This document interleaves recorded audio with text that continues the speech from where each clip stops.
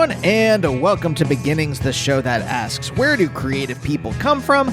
My name is Andy. I'm the host of the show and a writer and performer based in Los Angeles, California. How are your 2024 starting out? This is what I've been writing on my emails. Hope your 2024 is starting out, less dystopian than 2023. But I'll dispense with the doom and gloom because this is the intro to the show. And when I go back, if I ever go back and listen to these in the future, I'm going to be like, wow, after 2020, these intros got dark. Just kept getting darker. And this is such a fun episode. And I like my guest so much today that let's turn this around and make it cheerier, because today's guest is Tanya Donelly. If you don't know who Tanya is, I'm going to read you her bio right now. Originally from Newport, Rhode Island, musician Tanya Donelly founded not just one, but three incredible 20th century bands.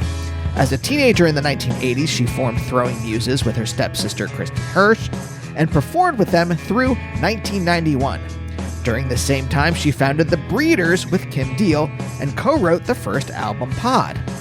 Tanya left both groups, though, to form Belly, where she was the principal songwriter and frontperson. Their first album, Star, was a huge hit, although the group then broke up after their second album, which started Tanya's solo career. Since then, she's released numerous albums and EPs on 4AD, performed again with Throwing Muses and Belly, and contributed to more albums than I can possibly list here in a short bio. This is a good one, folks. Not only is Tanya a great musician, she's a very friendly person, very open. We get into everything from mental health in the 1970s to what I kept calling her upbringing in the ice storm, although it's not that accurate. But I think the vibe is accurate, if that makes sense. Well, I'll let you hear for yourself. But before we get to the episode, what I like to do here in the beginning of the show, if this is your first episode, just an explanation. What I like to do here is a little recommended if you like. Now, I've been doing this show almost 14 years. 14th anniversary is coming up in a couple weeks. And if you want to check out other episodes of the show, you can. Just go find an episode with a person you like. But that's a lot of episodes. So why don't I tell you a couple episodes you could like? All right, Tanya's musician. What about my interviews with other musicians? These are some people just from the last couple years. Mary Timony, Marnie Stern, Will Butler from Arcade Fire, Rod Argent, the founder of the Zombies, Will Oldham. If you like those episodes, you can subscribe to the show. You can leave a review. You can find me on social media at Andy Beckerman, mostly on Instagram these days. I guess Blue Sky, but it's kind of, what's the word I'm looking for? Boring a little bit? It's not very active. Coming up, got some great episodes. Evan Dando, from the same scene that birthed Tanya. Evan Dando from the Lemonheads. Jonathan Lethem is coming up too, one of my favorite authors. So stay tuned for those, but for now, let's talk to Tanya.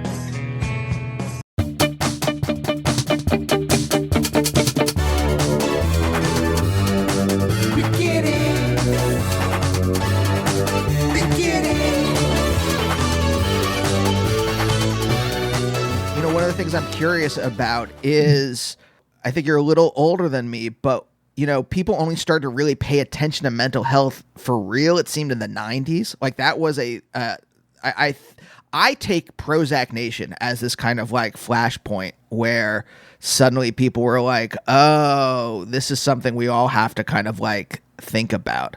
And I'm kind of curious if that was like your journey too, or if it was something different. That might be the case for that generation. I am a little older. So, I grew up in the 70s, and I feel like there was, I felt like at that time, and certainly I come from a family that's very sort of mental health aware and has always been proactive around that, and extremely conversational around that. So I would put my flashpoint more in the 70s. Like, I feel like there was a mental health awareness revolution in the 70s, at least in my house. So yeah, so you know what, but absolutely, I know, I think that, it's there's a layer peeled away with it every generation, I think. And so, yeah, I can see your point on the Prozac Nation Yeah, well, then you say that, and then revolution. I'm like, oh, right. That's every like movie from the 70s. Someone is going to go see their analyst or something like Yeah, that. Every book from the exactly. 70s is I'm in therapy. So Yes. it must have been that there was the 70s, and then Yeah. once the Reagan Revolution came along, that kind of got pushed to the side, and then it took a decade for people to be like, maybe we shouldn't be pushing this to the side, Right. or I would say maybe. The Reagan de-evolution. Yes. Yeah. Or maybe Yeah. I'm just putting this together as we're talking, but like maybe it was this kind of like, well, capitalism got a hold of it, and instead of being about therapy necessarily, it was just about Meds. medicating it away. Right. Which I am not even, I have watched medication improve the lives of my friends and family. So I am not anti-meds at Nope. all. Yeah, but I know it sort of swung. I think we're in a place where it's swinging back to more conversation around, is this the right choice for you? Is it the right fit? It's less knee jerk to just have something prescribed. But it can be, I mean, medication is undeniable in some situations. And then, that's a personal thing where you have to figure out, I have told you off record, it backfired for me spectacularly. Yeah, yeah. And I'm laughing. It was not funny, uh, but I have seen enough people in my life have such improvement and, more peaceful situations that, and that's down to meds Yeah. Oh yeah, for sure. sometimes. Yeah. So you said your parents were very mental health aware. My I was mother in particular, yeah. What made her aware as opposed to like many other people in the 70s, maybe not so much. At least again, I'm watching movies and stuff, or like seeing my own parents. Like my parents, they weren't anti-therapy, but like they Right. were not. It wasn't like a thing that they suggested. It was like a measure of last resort, I think. Right. That they, yeah, I know what you mean. I would say, I wouldn't say that my mom is pro, like, seeking it out. But she, growing up, she was always a searcher. She comes from a very intellectual family that was, just kind of a family of analysts, self-analysts, and also just cultural analysts. Just so, the dinner table conversation was always around people's motives and and backgrounds and the backstory. She's interested in the backstory and always has been, and her parents were interested in the backstory, and I am interested in the backstory, and my own and others. And so I feel that was always something. It was sort of one of the foundations of my childhood experience of her was always sort of, well, should we see somebody, or should we, what should, just searching on a lot of levels, which is, I went through my rebellion against that, as we all do, my pushback period. But I really see the value in it. Now I have for decades seen the value in that and appreciate that, that was such a present topic of conversation growing up. Yeah. I mean, it's not like my parents were, they grew up watching like Woody Allen films or whatever, right? Not Mm-hmm. grew up. Right. They watched Woody Allen films when they were, I'm Mm-hmm. sure, in their 20s. But, and every other scene is him with a therapist, which apparently didn't do Which, much good because yeah, right. he's a I huge was going to say, but but like I grew up in Pennsylvania, and my whole line on it is basically that like you didn't go to therapy unless you were ordered to by the court, right? Wasn't Right. Yeah. a Yeah. thing until, you know, I moved to New York, and then it's just like literally everyone is at therapy. And my girlfriend, now wife, was like, you should be in therapy. Like literally, like genuinely. Yeah. And if you, it's, you know, and sometimes it's, you're in a room with someone who is not a great fit for you, and you have to sort of sashay out of that situation. Oh my God, breaking up with a therapist. It's the worst. But I've had such good fortune. I've had 3 really good helpers, professional helpers in my life who have elevated my living and, you know, what I expect, what I want, what, you know, what I can accept, what I can't. You know, that's a process that is, I mean, if you go into it with the right attitude and the right expectations, the, you know, realistic expectations, it can be so helpful. Yeah. So you said your mom grew up in a kind of like intellectual household. What did your grandparents do? Well, they were sort of Greenwich Village beatniks. And wherever they lived, they carried that life experience with them. My grandfather was a ceramicist. My grandmother did some textile design. They ended up being sort of he was like a plant maintenance, head of plant maintenance, and she was the chef at several private schools or private institutions. They were kind of a package deal, and they kind of were headhunted from one to another. And just, but Christopher Street socialist beatniks, which is what my mom grew up in. Wow. Okay. So, cause I know I was watching some of this very long interview you did kind of about your life on YouTube. No. It was great. But partly I don't want to like repeat a lot of the stuff, but I do want to kind of like set the scene. And, you know, your parents were quote unquote hippies. I don't know if you even want to. No, they were. Yeah. They kind of still are.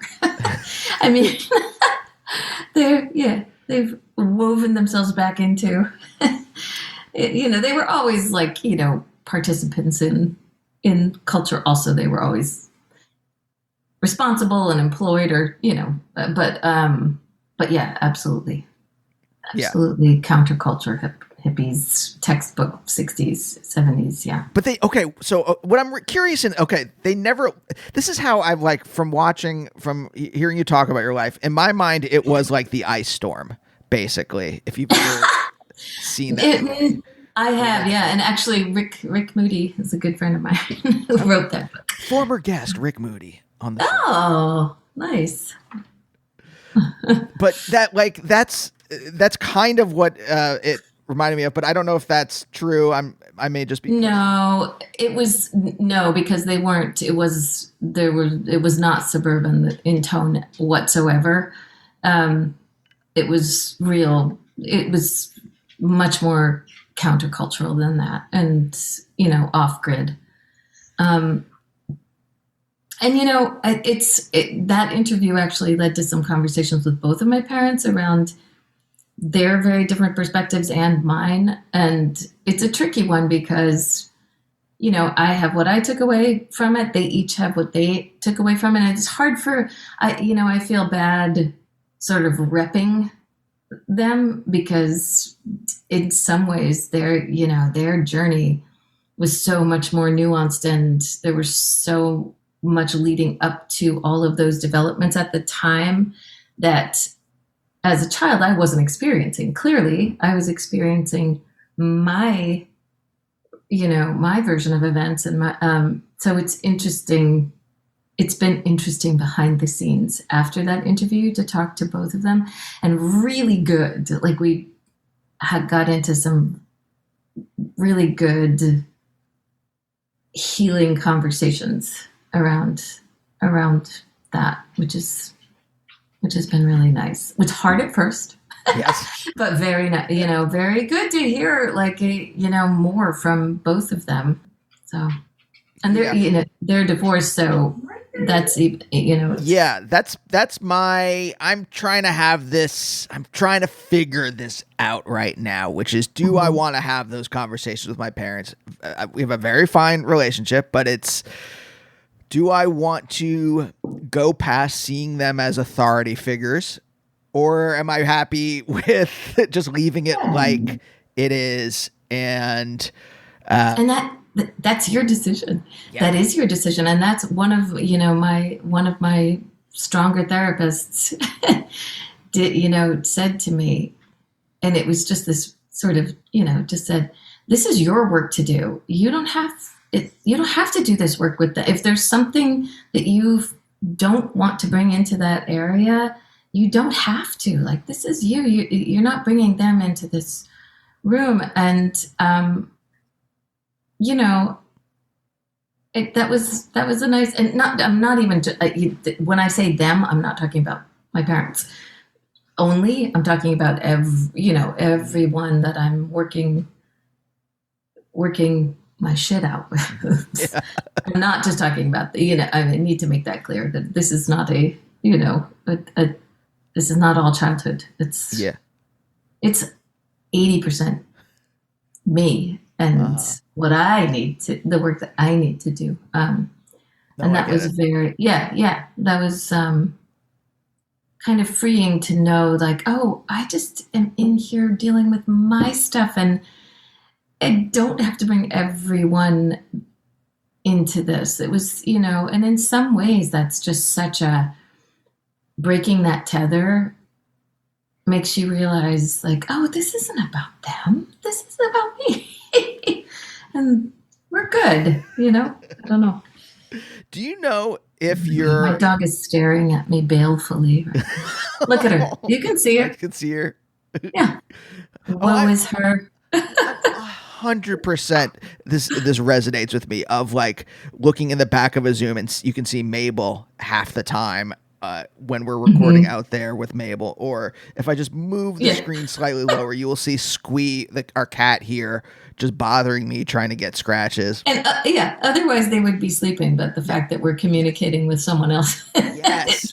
there's an urgency, Jealousy. a sudden urgency. Yeah. So wait, okay, your mom wasn't, if your grandparents were kind of like beatnik generation folks, it doesn't seem like your mom was rebelling against them so as much as she was then kind of just extending their beliefs into the 60s, right? Right. Yeah. I would say, that my dad has has a version of that.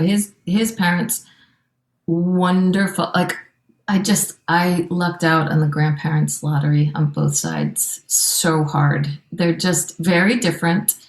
My grandfather was naval commander. My grandmother worked, throughout my dad's childhood for the most part, but very attentive at home. Just just salt of the earth, hilarious, wonderful, giving people. And then my mom's parents, just also hilarious, and just so much humor, and kind of copping to, I think, something that runs on both sides of my family, which is invaluable, is the mea culpa, is just being able to say, my bad, that's on me. Like, and being very humorous about it at the same time, just real generosity of spirit on both sides. And obviously also issues. Everybody's got them, Sure. but I think the saving grace on both sides of my family that my parents very much embody now is just willingness to talk about, and I hope I have inherited this. I try to be conscious of it, is to never let knee-jerk defensiveness take over a relationship that you have with someone you love, that you have to just sit in it. You gotta sit in it and take it, and allow for some humor always, to to not humor as a default. I mean, real healthy humor as part of talking about all of this, Yeah. the difficult things that you need to talk about with someone that you love. Yeah. You By the know? way, one set of parents beatniks, the other set of parents military. It does seem like that would be like the kind of jobs they would assign someone in like a rom com, like the grandparents for Yeah. rom com at a like a wedding. They come together at a wedding. Yes. I know, Hey man, but you're real my square. well, my grandfather on my mother's side was a conscientious objector, like real pacifist, like walking the walk. My naval commander grandfather, they got along beautifully because they had more in common around, again, just they talked it out. They had more in common. You know, my naval commander grandfather had plenty to say, plenty of really well thought out, critiques of the people he worked with, the military in general. There were things that broke his heart. I mean, and they had so much in common with each other. They were both liberals, and they were both very, progressive thinkers. So they had more in common than not. So maybe that would not have been the greatest sitcom. It probably would have been really boring. It would just be a bunch of people agreeing with each other. But You can make that funny. yeah, you could make that funny. Sure, you can make anything funny, I guess. Yeah, but how did your father come out of that? Because if he becomes a hippie, is he like pushing against his parents, or is it's just the times? Yes, but also, my grandparents also help, would offer up their house to military families who had just moved in to Rhode Island. They also housed a friend of my dad's who was dodging the draft during Vietnam. Like they were complicated. It's not even complicated. Actually, it's very simple. They listened, they learned, they were just really smart, big-hearted, wonderful people. So he came from that. And yes, he pushed back, and yes, they had their moments, and he taught them a lot, I think, as well as vice versa. But they listened to him and learned from him, and he appreciated that, because it became a back and forth, a really reciprocal relationship at that point, where they were listening to him as much as he had always listened to them. So does your dad then go to Greenwich Village in the 60s to hang out there, or does your mom end up? No. My mom's family moved to Rhode Island. She moved to Rhode Island when she was 17, I guess. And then they were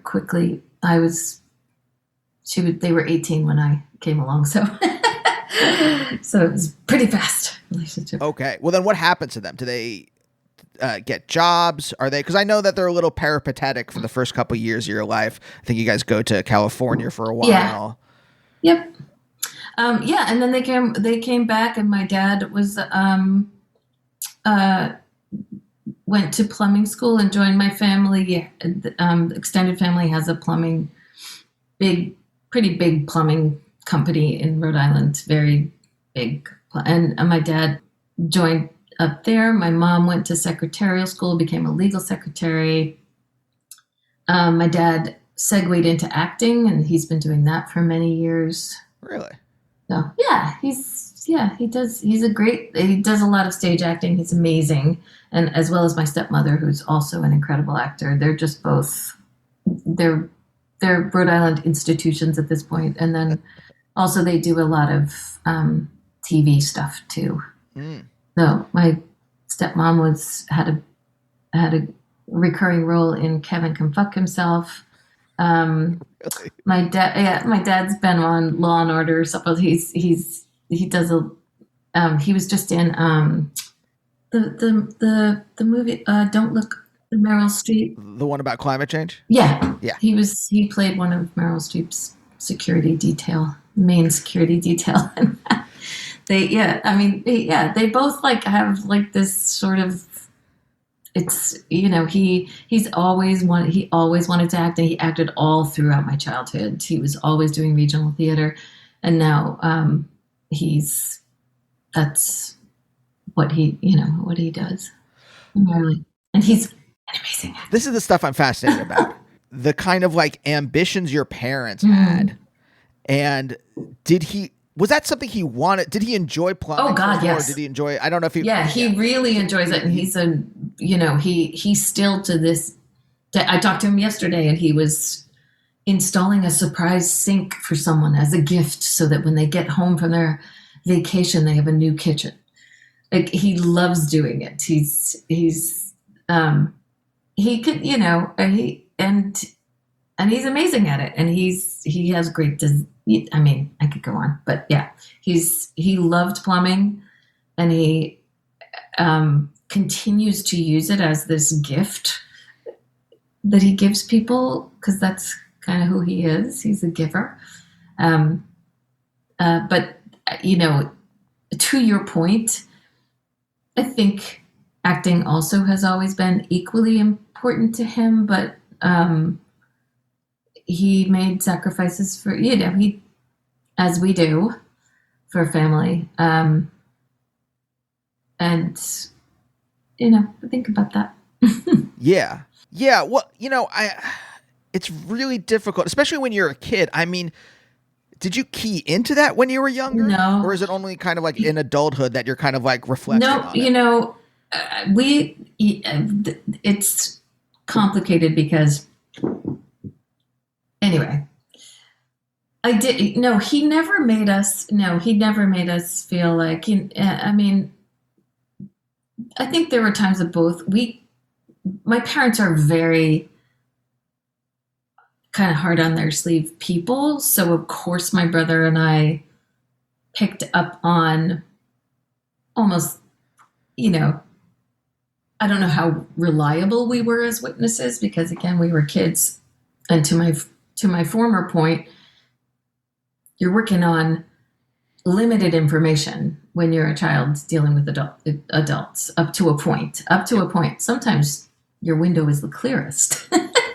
Sometimes your window is the clearest in a situation. But as far as what they never made us feel like they were giving anything up for us necessarily. But we could see it. And also, adults tend to have extremely confessional conversations around kids when they aren't. I don't know. I've been guilty of this as well, but it's just that classic thing where your parents and their friends start talking and forget you're in the room, and you hear everything, and they just forget that you're not a piece of furniture, that you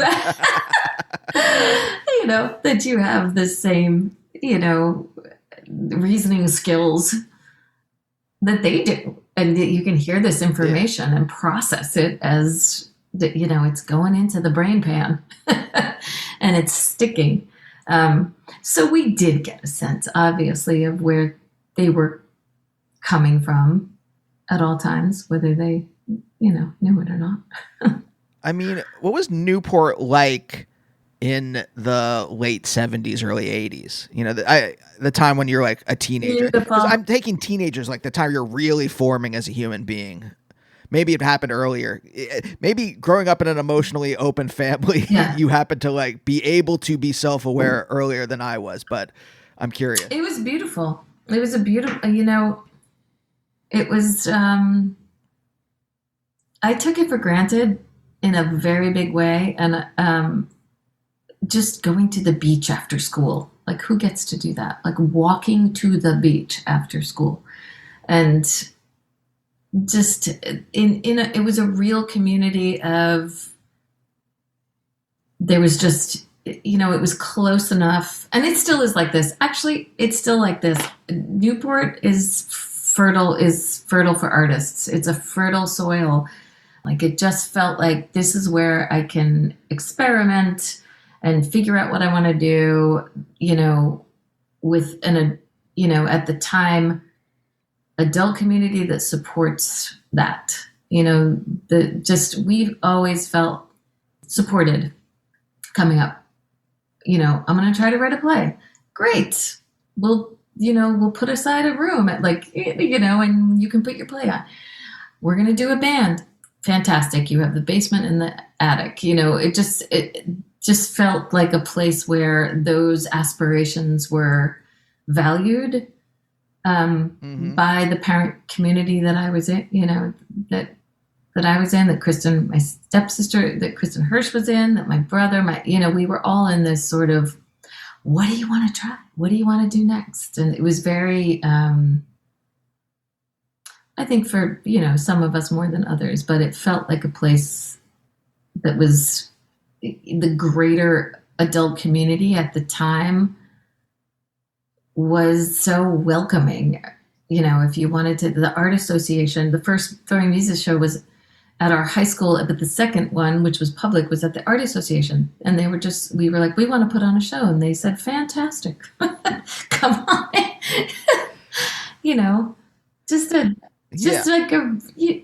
And I think the folk festival and set the tone for that. That was the soil that we all grew up in, which was just this sort of, what do you want to do? Interesting. It's almost as if someone turned a Montessori school into a town. Oh my God. That's actually a very beautiful analog. That's exactly right. Yeah. That's a great comparison. That's very much what it felt like. Was, you want to try this? Go for it. And we'll set up a work, we'll get all these kids together and we'll try that. And my parents and their friends, and my parents remained close after their divorce. And it was still all the same community of people. Like, they would hang out with their partners and all of the kids involved. And just a very, and it would always be something. Well, here's an example. I'm sorry, I'm running off course. But one of my dad's closest friends, was a man named Bill Thomas who wrote and filmed all the songs for Captain Kangaroo. Not the ones that were on site, but the sort of like the videos that they would have, off-site videos. So my Kristen and my brother Christopher and her brother David and a bunch of our friends were in a lot of Captain Kangaroo videos back in the day. And that was sort of something that was, we'd have an idea, or someone in our community would have an idea, and that would turn into, we will do that. The next Captain Kangaroo video will be about this subject, or it was just a kind of a magical not an easy childhood. I'm not gonna, not easy, but who among us can say that their childhood was easy? Not easy, but always sparking. There was always something happening. It was so sparky, like just both of, not just my parents, all of the parents in the community of children that I grew up in always had something going on. Like, let's do this. We're going to, we're going to have from crafting to being on stage to, just constantly making, people who are just makers, constant makers, and always involving us. The kids were always involved, and pretty exciting. Yeah. Yeah. By the way, you're not painting it as, No. You're not looking at through rosy. Oh, it was not rosy. Your parents got divorced when you were 7. I'm sure that's not, the best thing in the world. I'm sure leading up to a divorce, it's probably not the best, and then a divorce is a rupture. It is. It is. It is. I think that they handled it as well as they could. And they were all, they prioritized us. It's really complicated. It's all, I mean, I would hope that if they were in the room with me now, that they would be understanding when I say that there was a lot of stuff they didn't see, a lot. And, we were that this, I when I describe my childhood as being feral, that was not uncommon. It was almost the norm. We were out of the house at dawn. I just saw this meme recently that my daughter showed me about, like, you hydrated yourself from neighbors' hoses. And you like just scrambled to, like, who's feeding? Where's the food today? And they didn't know where we were. They didn't know what we were up to. I hope that when I describe my childhood as being feral, that I don't think that was in any way uncommon or traumatic. It was kind of the zeitgeist of the time, to use an overused word, but it was just what was happening. We were all meeting up in the streets and then out no one knew where we were. And then you'd have dinner and you'd go back out again and no one knew where you were or what you were doing again. My parents would want to know. I grew up in the 80s. My parents would want to know at least where I was going. They were like, who are you with? But after that, I mean, you didn't have cell phones. No questions. So it's not like they could keep tabs on you. I'm like, I'm going over to Adam and Iran's. We're going to play video games, and then we're going to go play kickball in the backyard. Yeah. And they're like, great. And we'll see you at dinner. And that was that. And in Newport, there was this like interesting culture for a while in the 70s where everyone's parents split up, and then everyone's parents started dating each other, which was, which was a lot. But also, we sort of were like, oh, we can work this game because we can just say, I'm not coming home because blah, blah, blah, blah, blah, and use this intricate web, this connective tissue that's happening around us to our advantage. And there were many times when, we'd be someplace where we would sleep on the cliffs at night, a bunch of us. We had this place that we would go, a bunch of us, where there was a break in the chain, in the chain link fence. And we would lift it back and we'd climb down the cliffs, and there was a sort of a big outcrop cliff. And we would have slumber parties there, but we would all have kind of worked the network so that no one really, I'm telling you the truth, hand to God, no one knew where we were, or that we were, and we'd crank Jesus Christ Superstar and act it out. Yes.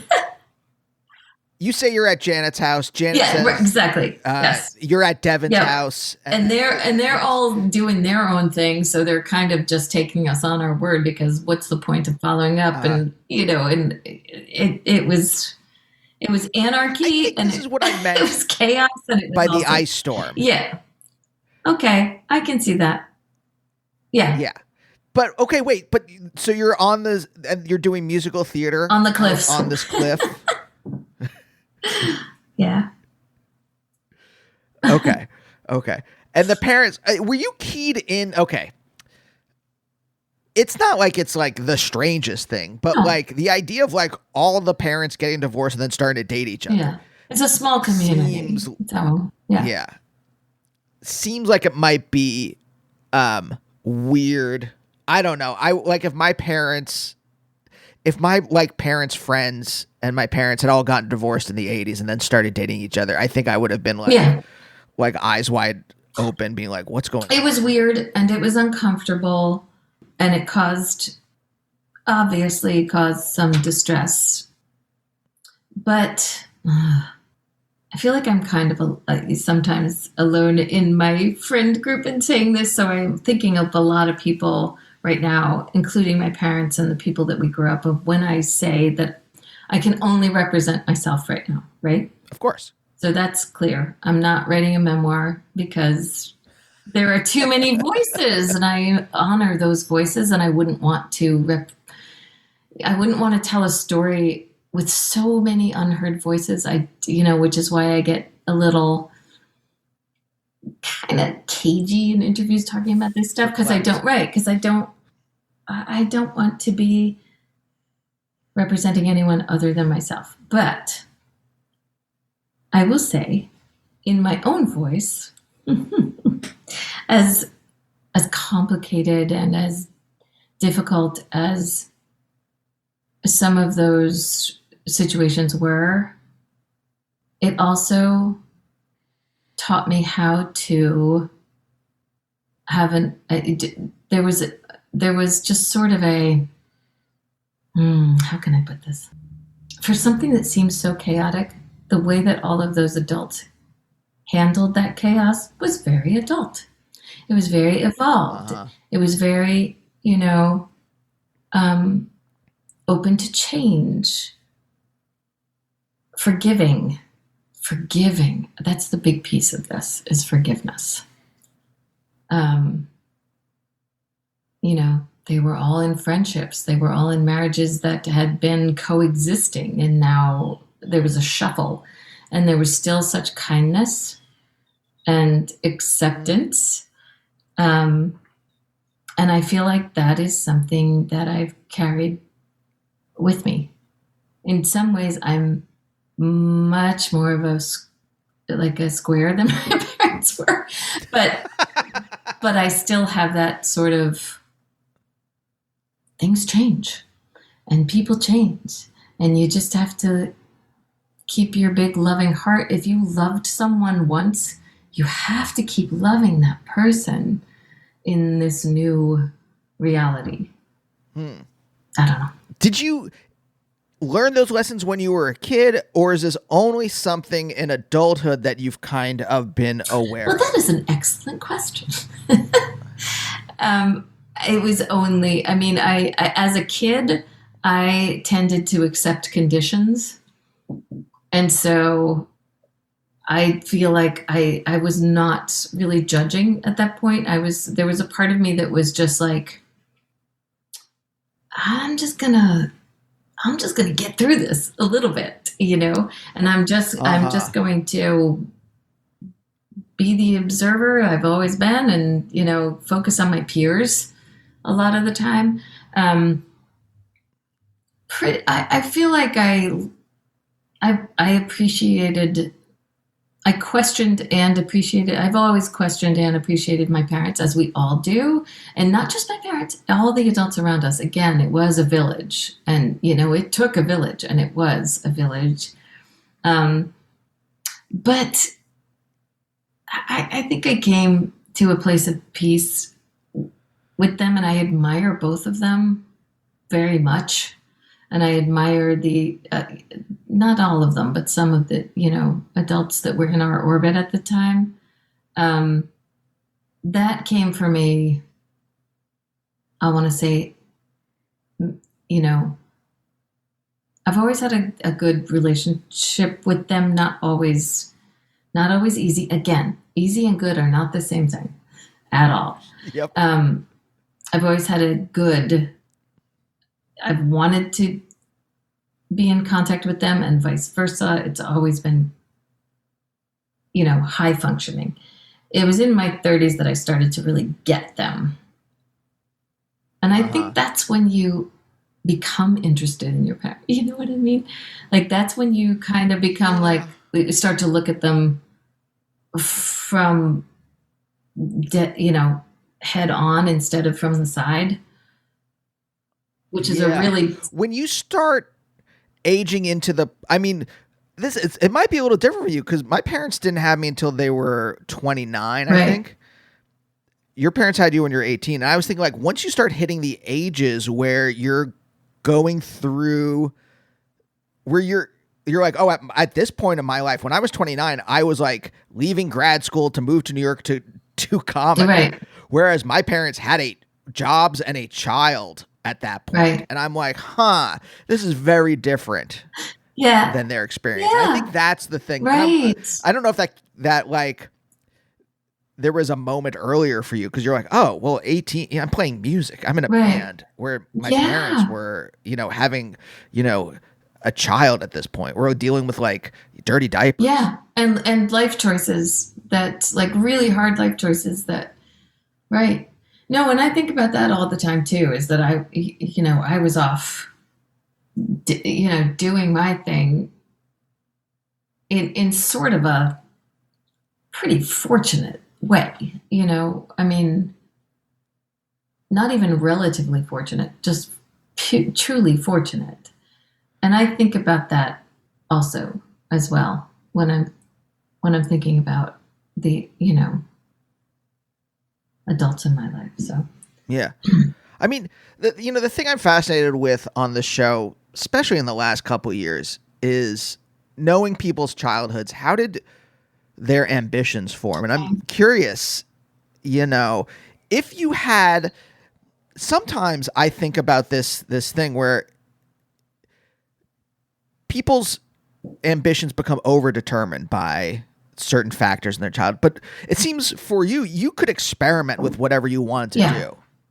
So how did a specific ambition form? Or was it just that music seemed to take off, you enjoyed it, and you kind of just went in that direction?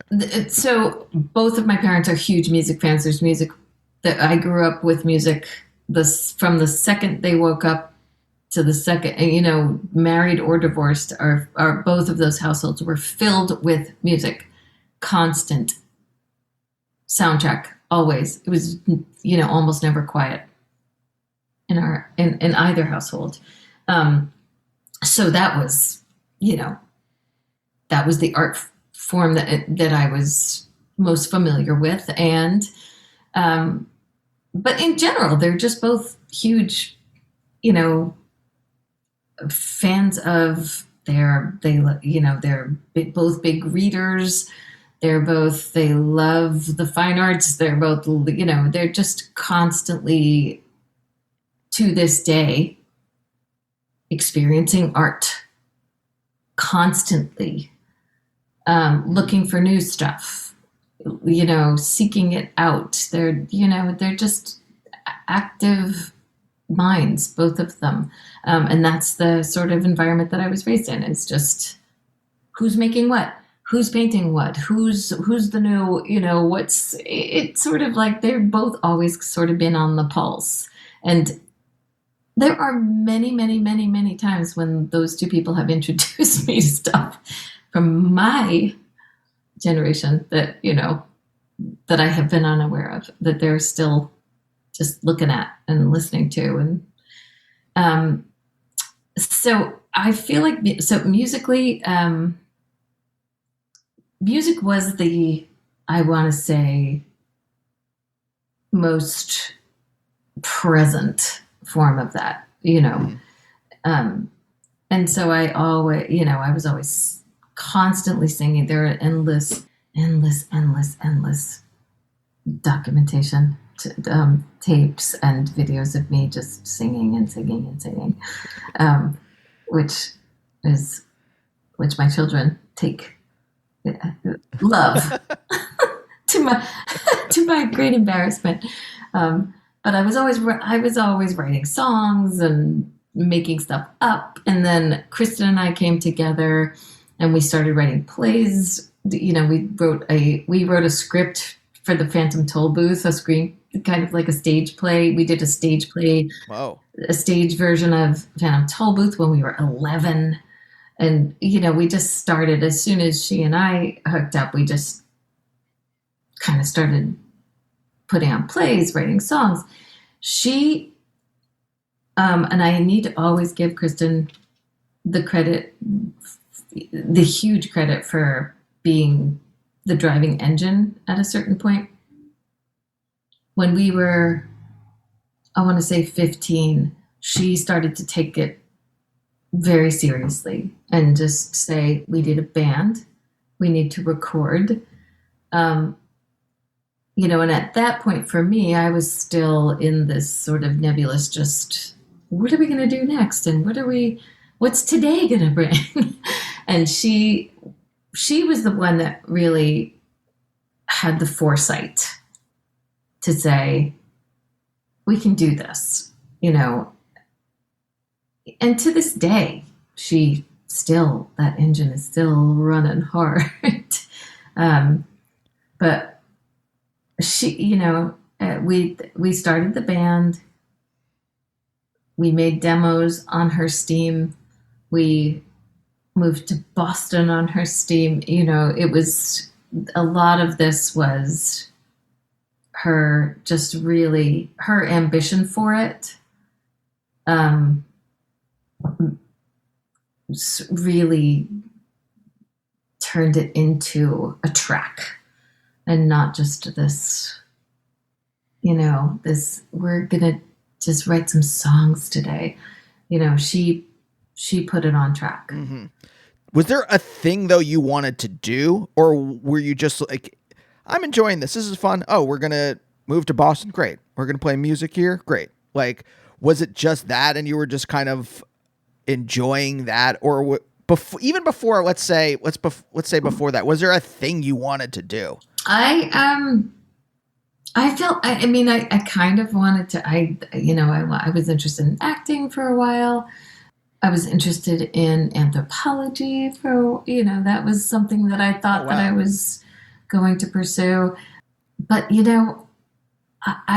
I feel like no one wants to cop to being flaky, and that's an ugly word. And I wasn't, I didn't feel like I was allowing the winds to buffet me from place to place at the time.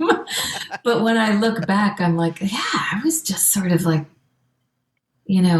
following, whatever excited me at the time, what I want. Yeah. Like, we want to go to Boston. Yeah, I'll go to Boston. That sounds amazing. I'll happily do that. We'll play, if we're going to live in an apartment together and play our music. And, at that time, Boston really, that was where we were doing, in high school, we were getting the most attention in Boston. And so that felt like when Kristen was like, we should move there, I was like, yeah, absolutely. Let's do it. And then and I have to bring in our friend Vicky at the time, who was very much kind of the fifth member of our band, who facilitated a lot of that move. She, it was a community of people. I was part of a community of people. Like, I felt it was just this family of young artists and musicians that I just sort of wove myself into. So I don't feel like that, it wasn't like this is what I want to do with my life. It felt like, where are we going? What are we doing? It was a really beautiful communal construct that ended up working for all of us. Yeah.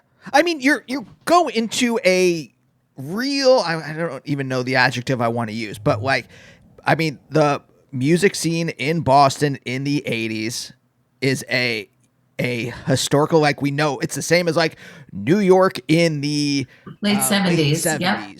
Or Brooklyn in the early 2000s. Yeah. Or like, this is you're moving from look, I love making easy little linear kinds of moves on this show. You go from Newport, which you described as this kind of communal, hey, we're going to try things, kind of real creative context, and then you just move to a different one in a different place. Yeah. But that one that has, let's just say, tendrils out into being able to do that professionally. Right.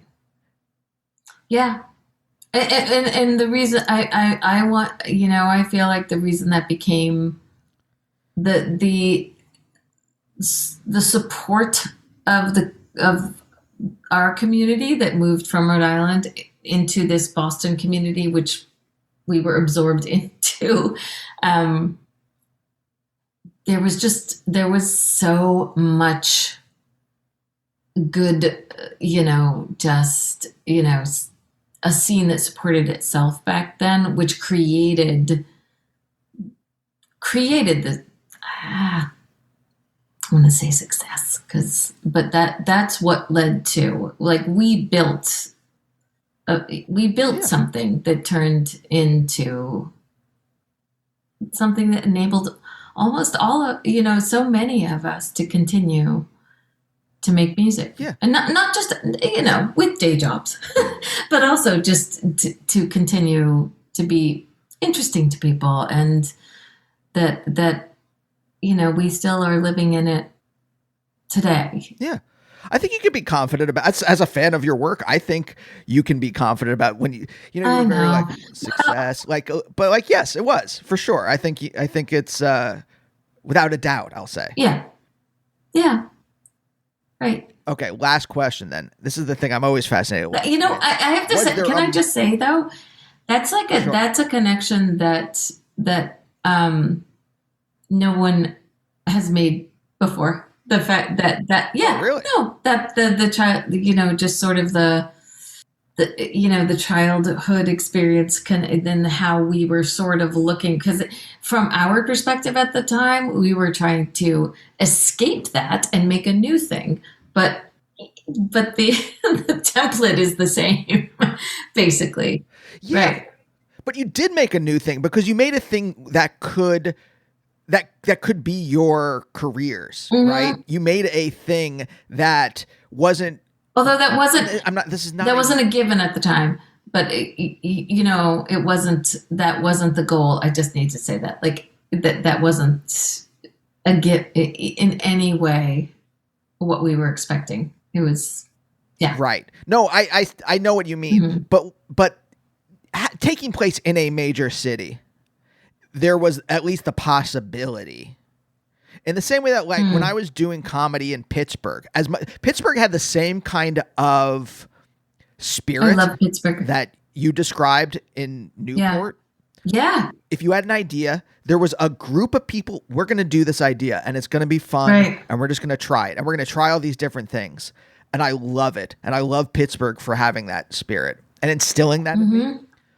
But there's no way, if you wanted to do something more, you really had to move to Chicago or you had to go somewhere else. Like a lot of bands went from Pittsburgh to Chicago. Right. And I think this is just there's a lot of different things that contribute to people doing their existential desires for a living. But I think being in a major city where it's the possibility of that becoming professionalized, where that possibility exists, is part of it in some cases, at least. Yep. Yeah, absolutely. Yeah. Yeah. Which is, and that is why we, that was,